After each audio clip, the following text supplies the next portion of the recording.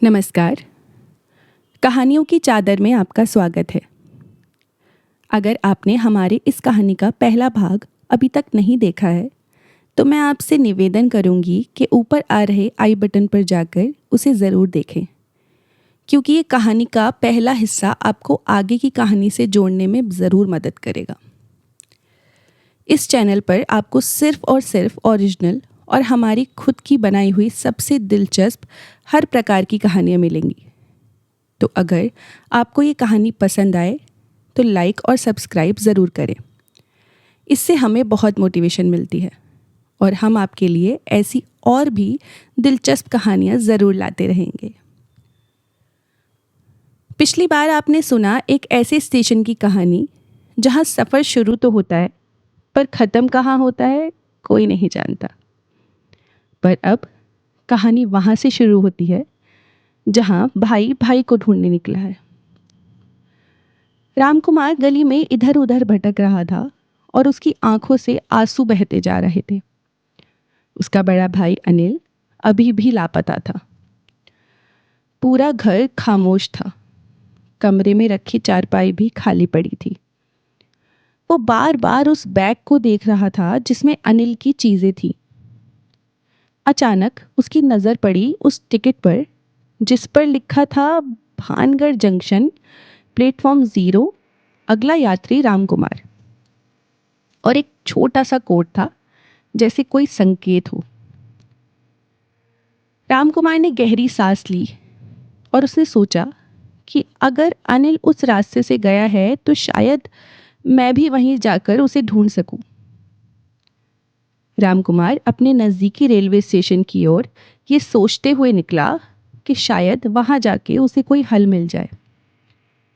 Station पर उसने चारों ओर देखना चालू किया तो उसने देखा धुंध से ढके उस वीरान प्लेटफॉर्म पर बहुत शांति थी। एक पुराना मैगजीन स्टॉल जो काफ़ी धूल से ढका हुआ था, जैसे वर्षों से किसी ने उसे छुआ तक ना हो, पर फिर भी वहाँ एक बूढ़ा आदमी बैठा था, सिर झुकाकर शायद कुछ पढ़ रहा था।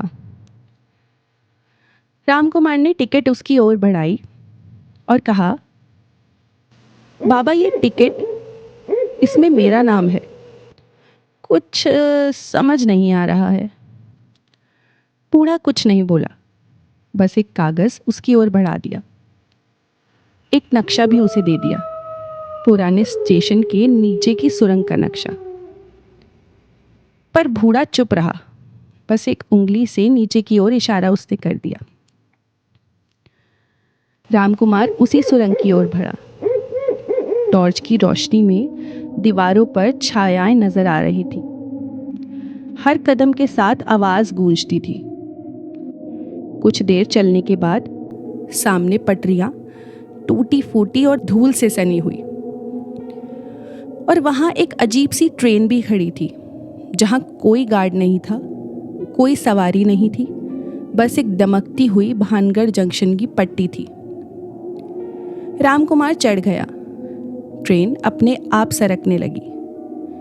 वो कुछ पूछ नहीं सकता था क्योंकि जवाब शायद अब सवालों से आगे था।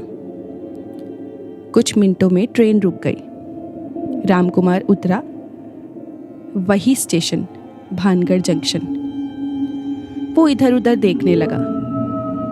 अचानक उसे 3 आकृतियां दिखाई दी, एक बूढ़ा, एक अधेड़ और एक युवक। तीनों उसे देखकर चौंक गए। उन्होंने कहा, आ गए, हम तो इंतजार कर ही रहे थे। रामकुमार अचानक ठिठक गया। उसने कहा, कौन? तीनों मिलकर बोले, हम जो रुके हुए हैं, जो मोक्ष नहीं पा सके क्योंकि हमारी मौत अधूरी थी। तू भूल गया? कुछ महीने पहले तू इस स्टेशन से गुजरा था। तेरे बैग के टकराने से ट्रेन के पेंट्री से तेल पटरियों पर गिर गया। वो तेल प्लेटफॉर्म के किनारे फैल गया। मैं, मेरा बेटा और मेरा पोता साथ ही सफ़र कर रहे थे। अचानक मैं फिसला। मेरा बेटा और मेरे पोते ने मुझे बचाने की कोशिश की, पर अचानक ट्रेन आ गई और हम तीनों ही कट गए।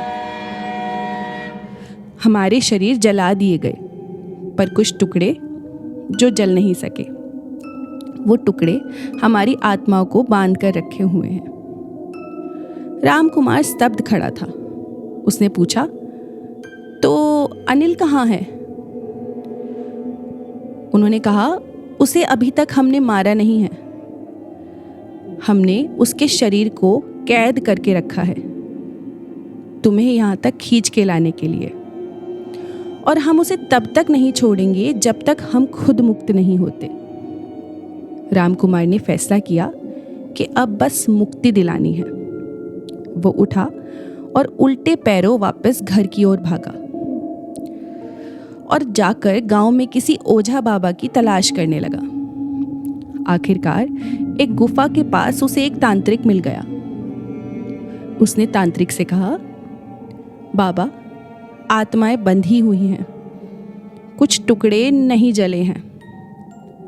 बाबा ने आंखें मूंद ली और कहा, जा, लौट उस स्टेशन पर, नींबू लेकर जा, नींबू सब बताएगा। रामकुमार वापस स्टेशन लौटा। नींबू उसके हाथ में था। जैसे ही वो नींबू को पास की जमीन पर घुमाता, जहां जहां आत्मा के टुकड़े होते, नींबू तेजी से घूमने लगता। धीरे धीरे उसने सारे टुकड़े पुराने रेलवे यार्ड में इकट्ठे कर लिए और एक छोटी सी चिता बनाई। और जब अंतिम टुकड़ा भी अग्नि को सौंपा तो तीनों आत्माएं सामने आई और उन्होंने मुस्कुराते हुए कहा, अब हम मुक्त हैं।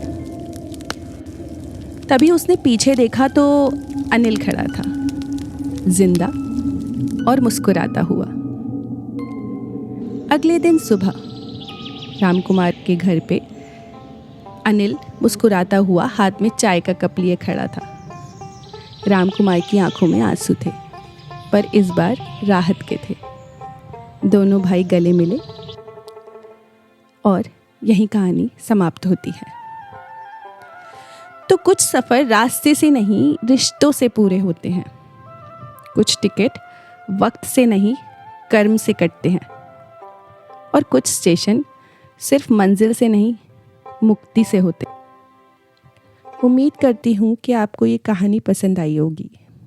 ऐसी अन्य दिल को छूने वाली कहानियों के लिए कृपया हमारे चैनल को लाइक और सब्सक्राइब ज़रूर करें और कमेंट करके हमें ज़रूर बताएं कि आप अगली कौन सी कहानी सुनना पसंद करेंगे। धन्यवाद।